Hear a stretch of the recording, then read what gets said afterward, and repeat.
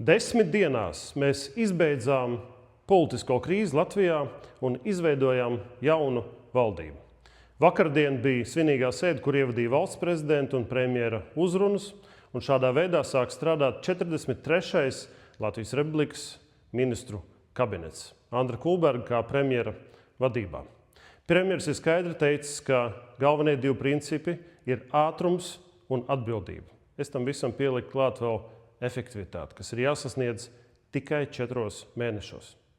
Tāpēc pirmdien ir dots termiņš, lai katra atbildīgā ministrija formulētu 3 darbus, kurus var reāli paveikt 4 mēnešos, tādā veidā arī ceļot šo efektivitāti, birokrātijas mazināšanu veidojot un attīstot arī nozaru politikas.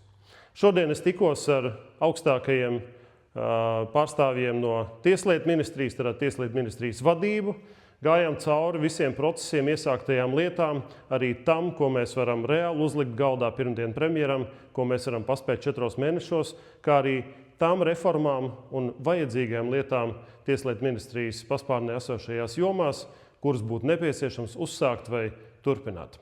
Pirmdien pie šī jautājuma arī ķersimies un lemsim valdībā. Bet kopumā Tieslietu ministrijas galvenais uzdevums ir sargāt Latvijas valsts pamatus.